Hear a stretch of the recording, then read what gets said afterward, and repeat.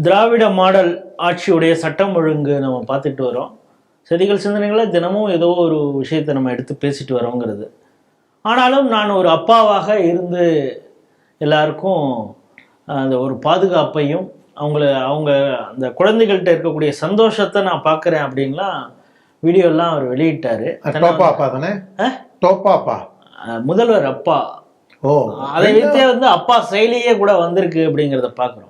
அது தப்பான அந்த செயலி பேர் இருக்கணும். ஏன்னா தமிழ்நாடுங்கிறத நீங்க முன்னாடி சேர்த்துட்டீங்கன்னு வச்சுங்க, அப்பாவுக்கு பதிலாக தப்பா அப்படின்னா அந்த செயலியோட பேரே இருக்கணும். அது ரெண்டு சம்பவங்கள் நான் இப்போ சொல்கிறேன். சட்டம் ஒழுங்கு எப்படி இருக்குன்னு சொல்லுங்கள். ஒன்று வந்து திருக்கழுக்குன்றத்தில் அதிமுகவுடைய கழக செயலாளராக தினேஷ்குமார்னு ஒருத்தர் இருக்கார். அவர் வீட்டு வாசலில் மதுப்பிரியர்னு சொல்கிறதா என்னதில்லை, மதுப்பிரியர் வந்து இருந்து பிரியமான அந்த மதுவை குடித்து கொண்டு இருக்கிறார். நீங்கள் உட்காந்து சாராயம் குடிக்கிறியாடான்னு அவர் திட்டிருக்காரு. கையில் இருந்த கத்தியை எடுத்து தலையிலே போட்டிருக்கான். அவர் ஹாஸ்பிட்டல் அட்மிட் பண்ணியிருக்காரு. இவ்வளவு மோசமாக சட்டம் ஒழுங்கு இருக்குதுன்னு அதிமுகவினர் வந்து போராட்டம் நடத்தியிருக்கிறார்கள்.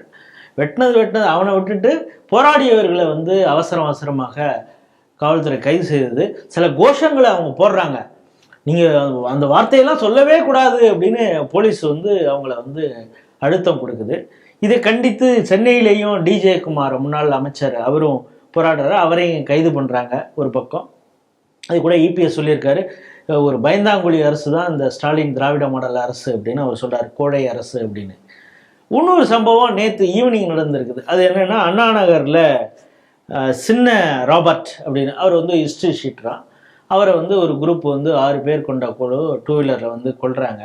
அவரை மட்டும் கொல்லணுமா? அவருடைய தோழி இருக்காங்க, அவங்க அயனாவரத்தில் இருக்காங்க. இவர் ஆசுவாசமாக இவரை கொண்டுட்டு அவரையும் கொல்ல போகிறாங்க. அவங்க இல்லை, இந்த ஆதித்யாங்கிற ஒரு பெண் திருநங்கைன்னு சொல்கிறாங்க, அவங்க இல்லை. அதனால் இருக்கவே இருக்காங்க அவங்க அம்மா அப்படின்னு அவங்கள 2 வெட்டுவோம் அப்படின்னு சொல்லிட்டு வெட்டிட்டு போயிருக்காங்க. இந்த ராபர்ட்டுங்கிறவர் இறந்து போயிட்டார். இந்த சம்பவத்தை செஞ்சதே ஒரு வரலாற்று முக்கியத்துவமான ஒரு சம்பவம், இதை நம்ம பதிவு செய்யணும் அப்படின்னு சொல்லி இன்ஸ்டாகிராமில் அதை ஒரு ரீல்ஸாக போட்டு அதை வந்து அவங்க என்ஜாய் பண்ணி கொண்டாடி இருக்கிறாங்க.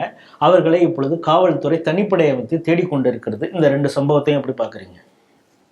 நாம் இதை பார்க்கும்போதோ பேசும்போதோ நமக்கு உடன் பிறந்த கேலி கிண்டல்னால அவன் இன்ஸ்டாவில் போட்டது, அதுக்கப்புறம் அவங்க தேடி போய் வெட்டினது, இதுக்கு பின்னாடி இருக்கக்கூடிய இந்த டிரான்ஸ்ஜெண்டர், அவங்க அம்மா அதுக்கு முன்னாடி அண்ணா நகர்ல நினைக்கிறேன் அவரோட இந்த சின்ன ஜார்ஜா, அவர் பேர் என்ன, சின்ன ராபர்ட், அவங்க அம்மா அழுதுகிட்டே பாலிமர் செய்தியில் நான் பார்த்தது, அதெல்லாம் பார்க்கும்போது நமக்கு கொஞ்சம் ஒரு காமெடியாக தான் இருக்குன்னு வச்சுங்க. ஆனால் நம்மளுடைய கிண்டல் கேலியை தள்ளி வச்சுட்டு நம்ம சீரியஸாக பார்த்தோன்னு வச்சுங்க, இது எப்பேற்பட்ட ஒரு கொடூரமான ஒரு செயல். இந்த பாலிமர் செய்தியில் மத்தியானம் நானும் பார்த்தேன்.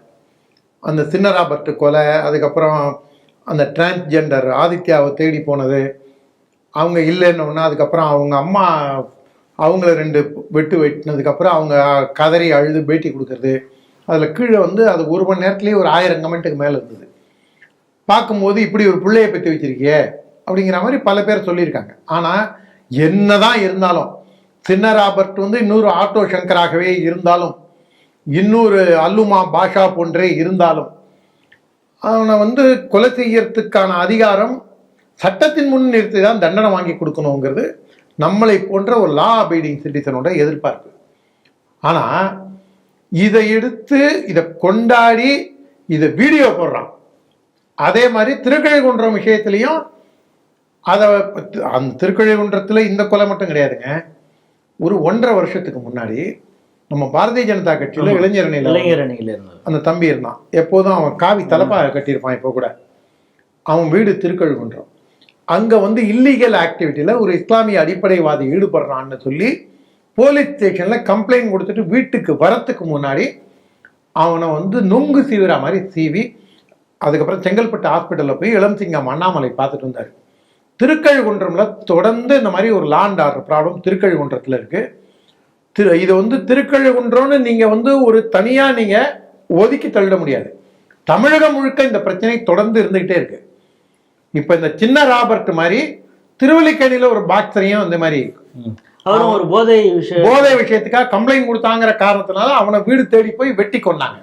போன வாரம் மயிலாடுதுறையில கள்ளச்சாராயம் காத்தினான்னு சொல்லி அவங்க போலீஸ்காரங்களே அவனுக்கு இன்ஃபர்மேஷன் கொடுத்து, கொலைகாரனுக்கு இன்ஃபர்மேஷன் கொடுத்து அந்த ஹரி இன்னொரு அவன் பேர் ஏதோ ஒரு ஹரிஷ், அந்த 2 பேரையும் மயிலாடுதுறை பக்கத்தில் இருக்கிற பெரம்பூர் போலீஸ் ஸ்டேஷன் லிமிட்ல இருக்கக்கூடிய அந்த லேடி இன்ஸ்பெக்டர் தான் தகவல் கொடுத்தாங்கன்னு சொல்லி அவங்க உறவுக்காரங்கெல்லாம் சாலை மறியல் பண்ணி பெரிய பிரச்சனையாச்சு. இதே மாதிரிதான் காவல்துறை வந்து உடனே பிரஸ் மீட் இப்போ வந்து அதிகமாக அவங்க தான் பிரஸ் மீட் பண்றாங்க. இதுக்கு வந்து கள்ளச்சாராயம் காரணம் இல்லை அப்படின்னு, முன்பகை காரணம்.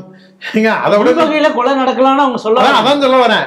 அதாவது அவங்க என்ன சொல்லிட்டாங்க இல்லைங்க, அவங்க 2 பேருக்குள்ள பிடிக்கலிங்க, அவன் மூஞ்சிய பார்த்தாலே அவனுக்கு பிடிக்கலிங்க, அதனால 2 போட்டாங்க. அதனால எந்த அளவுக்கு இருக்கு பாருங்க. அதாவது சகிப்புத்தன்மைங்கிறதுலாம் வந்து பேப்பர்ல தான் இருக்கும். அது பிஜேபி, மோடி, அமெரிக்கா, நேபாளம் இதுக்கு தான் இந்த சகிப்புத்தன்மை வரும். ஆப்கானிஸ்தான், துருக்கி, இஸ்லாமிய அடிப்படைவாதம், கிறிஸ்துவ மதமாற்றம், ரவுடித்தனம், கள்ளச்சாராயம், கஞ்சா, போதை, இதுக்கெல்லாம் வந்து அதுங்க அவங்களுக்கு பிடிக்கலிங்க அதனால பண்ணிட்டாங்க.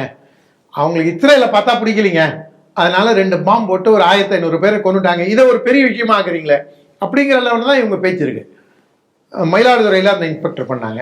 மெரினா பீச்சில் குதிரை ஓட்டுற ஒரு தம்பி பட்டியல் சமூகத்தை சேர்ந்தவனை சித்திரவதை செஞ்சு, அதுவும் சட்டசபை நடக்கும்போதெல்லாம் இது நடக்கிறதுங்கிறது லாக்அப் டெத்துங்கிறத வந்து நீங்க நினைச்சு கூட பார்க்க முடியாத ஒரு விஷயம். இல்ல அந்த பட்டியல் சமூகத்தினர் இறந்தாங்கன்னு சொல்லி திருமாவளவன் கேட்டப்ப நான் அப்ப வேற விஷயத்துல பிஸியா எனக்கு அதனால அது தெரியல.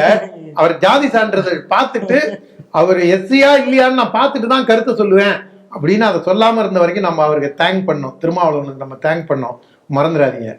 அந்த அளவுக்கு இவங்க சட்டம் ஒழுங்கை தமிழ்நாட்டில் வச்சிருக்காங்க. இதுக்கு இந்த டோப்பா வச்ச அப்பா இந்த பசங்களை பார்த்து உங்களை மன்றாடி கேட்டுக்கொள்கிறேன், உங்களை கெஞ்சி கேட்டுக்கொள்கிறேன், ஒரே ஒரு கையெழுத்து போறாதா? போலீஸ்காரங்களை கூப்பிட்டு டிஜிபியை கூப்பிட்டு நாளைக்கு என்ன பிரச்சனை வந்தாலும் 15 நாள் உங்களுக்கு டைமு, நீங்க இங்க இருக்கக்கூடிய சட்டம் ஒழுங்கு பிரச்சனையை நீங்க தீர்க்கலைன்னா you will be removed, you will be fired from your position. வேற புது ஆள் வருவாங்க, 1 மாதம் டைம் தரேன் சொல்லட்டுமே. முன்னாடி திமுக காரங்களை கூப்பிட்டு டேய் தம்பிகளா, இந்த சேலம் சித்த வைத்தியர் மாதிரி பேராண்டின்னு சொன்னா அவர் கோச்சிப்பாரு. ஏன்னா பச்சை புள்ளையே என்ன சொல்றாரு, அப்பான்னு கூப்பிட்டு தான் சொல்றாரு. 72 வயசுல அப்பா ஆகணும்னு ஆசைப்படுறாரு பாருங்க அவரு. அவர் வந்து நான் அப்பாவா சொல்றேன், நீங்க எல்லாம் தேவையில்லாம பிரச்சனை பண்ணாதீங்க உடன்பிறப்புகளேன்னு சொல்லியிருந்தா கட்சிக்கார அமைதியா இருக்க போறான். ஆனா இந்த போலீஸ்காரங்க போராடின டி ஜெயக்குமாரை கைது செய்யறாங்க. எனக்கு அந்த இவர் மேல எனக்கு மெயின் ரோடுக்கு வாமா அந்த ஜெயக்குமார் தானே அவர் மேல எனக்கு விமர்சனங்கள் 1000 உண்டு. ஆனா அரசியல் கட்சியாக எதிர்ப்பு தெரிவிக்கிறாங்க, ஆர்ப்பாட்டம் நடத்துவது அவங்க கடமை தானே. திருக்கழிகுன்றத்திலையும் போலீஸ்காரங்க கோஷம் போடாத, நீ ஆர்ப்பாட்டம் நடத்தாதேன்றாங்க. இதோட கொடுமையான இது பாருங்க. சீமான் மேல எனக்கு மிக கடுமையான விமர்சனங்கள் உண்டு. சீமானை வந்து நான் அந்த ஈவேரா விஷயத்தை தவிர வேற எதுலையும் நான் ஆதரிக்கிறது கிடையாது. வேற இன்னொரு விஷயத்துல வேணா நம்ம ஆதரிக்கலாம். ஆனா அங்க கொண்டு போய் அவர் வீட்டுல நோட்டீஸ் ஒட்டுறாங்க, அதை வந்து அவங்க வீட்டுல கிழிக்கிறாங்க. கிழிக்க உடனே போலீஸ் வண்டியில ஏத்துறீங்க, நல்ல விஷயம். காளிமுத்து மக வந்து தடுக்குது, நான் சாரி கேட்டுக்கிற சாருங்குது, ஓகே, இது வரைக்கும் நீங்க ஓகே. ஆனா அதை ஒட்டினதுனால நான் இவ்வளவு கடுமையான நடவடிக்கை எடுத்து அவனை நெட்டி தள்ளி நான் ஜீப்ல ஏத்துவேன் அப்படின்னா, இந்த ஜாஃபர் சாதிக் ஆடு புருஷ அமீருக்கு ஃபண்டு பண்ணி கிருத்தியா உதயநிதி படத்துக்கு ஃபண்டு பண்ணானே, அவன் வீட்டுல போய் நோட்டீஸை ஒட்டும் போது இதை ஒட்டும் போது போலீஸுக்கு நேரையே கிழிச்சாங்களே, அவங்க அம்மாவை நீங்க ஏன் இந்த மாதிரி கைது செய்யல? செஞ்சிருக்கணுமா இல்லையா? அப்ப சீமான் வீட்டுக்கு ஒரு சட்டம், காளிமுத்து மகளுக்கு ஒரு சட்டம், நீங்க போதை கடத்தலுக்கு காரனுக்கு ஒரு சட்டம், ஆடு புருஷன் அமீருக்கு ஃபண்ட் பண்ண பயலுக்கு ஒரு சட்டமா? இதுதான் காவல்துறையோட இதான் நியாயமா? இதான் காவல்துறை தொடர்ந்து திமுகவின் கைப்பாவையாக செயல்படுகின்றது. நாளைக்கு யார் ஆட்சிக்கு வருவாங்களோ அவங்களுக்கு நான் கையாளா இருப்பேங்கிறது காவல்துறைக்கு இழுக்கு. காவல்துறை தன்னுடைய கண்ணியத்தை இழந்து விட்டது. அது பேர் என்ன, ஸ்காட்லாந்து யாருக்கு ஈக்குவலாக பேசப்பட்ட காவல்துறை இன்னைக்கு ஒரு உடன்பிறப்பு லெவலுக்கு இறங்கி வந்து எடுத்தவொன்னே இன்ஸ்பெக்டரா இருக்கட்டும், ஐஜியா இருக்கட்டும், டிஜிபியா இருக்கட்டும், கமிஷனரா இருக்கட்டும், அப்படிலாம் இல்லைங்க. இது வேறங்க. நீங்க யாருங்க தீர்ப்பு சொல்ல? நாங்க குற்றவாளியை கைது செஞ்சிருக்கோம், அவங்க கோர்ட்ல பாத்துக்கிட்டோம். கோர்ட்ல நாளைக்கு எதா இருந்தாலும் நீங்க கோர்ட்ல கேட்டுங்க, என்ன கேட்காதீங்கன்னு சொல்ல வேண்டிய காவல்துறை அதிகாரி திமுகவை காப்பாற்றுவதற்காக மட்டுமே இவங்க வந்து என்கொயரி போற விசாரணை எந்த திசையில போனோங்கிறதையே இவங்க மறைமாத்துகிறார்களோ என்ற அச்சம் எனக்கு ஏற்படுகின்றது. காவல்துறையின் செயல்பாடு ஏற்றுக்கொள்ள முடியாத ஒரு விஷயம்.